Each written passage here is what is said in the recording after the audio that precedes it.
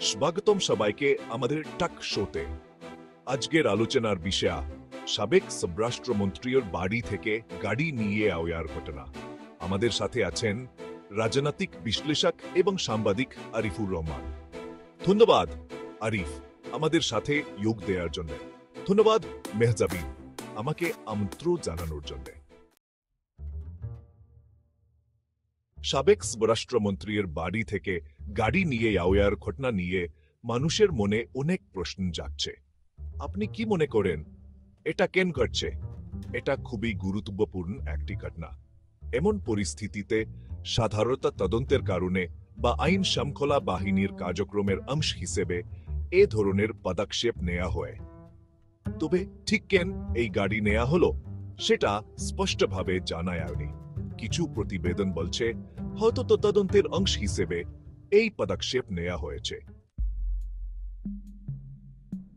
আপনার কি মনে হয় এই ঘটনা সাবেক স্বরাষ্ট্রমন্ত্রীর ভাবমূর্তি বা রাজনৈতিক অবস্থানকে কিভাবে প্রভাবিত করতে পারে? এ ধরনের ঘটনা অবশ্যই সাবেক মন্ত্রীর ভাবমূর্তি এবং রাজনৈতিক অবস্থানকে প্রভাবিত করতে পারে। যদি এটি কোনো তদন্তের অংশ হয় তবে জনগণের মনে তার ভূমিকা নিয়ে প্রশ্ন উঠতে পারে। তবে এটাও মনে রাখতে হবে তদন্ত এখনো প্রাথমিক পর্যায়ে আছে এবং আমাদের কোনো চূড়ান্ত সিদ্ধান্তে আসা উচিত নয়।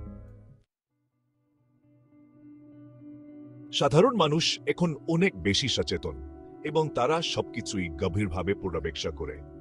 তাই এমন ঘটনা তাদের মধ্যে কৌতূহল ও উদ্বেগ সৃষ্টি করতে পারে।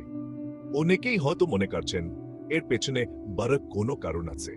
তবে আমরা অপেক্ষা করব তদন্তের চূড়ান্ত ফলাফলের জন্য। আপনাকেও ধন্যবাদ মেহজাবিন দর্শক।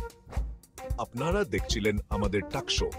এখানে সাবেক স্বরাষ্ট্রমন্ত্রীর বাড়ি থেকে গাড়ি নিয়ে আওয়ার বিষয় নিয়ে আলোচনা হলো। আমাদের সাথে থাকুন, আমরা আপনাদের সামনে আরো নতুন নতুন বিষয় নিয়ে আসব। ধন্যবাদ সবাইকে।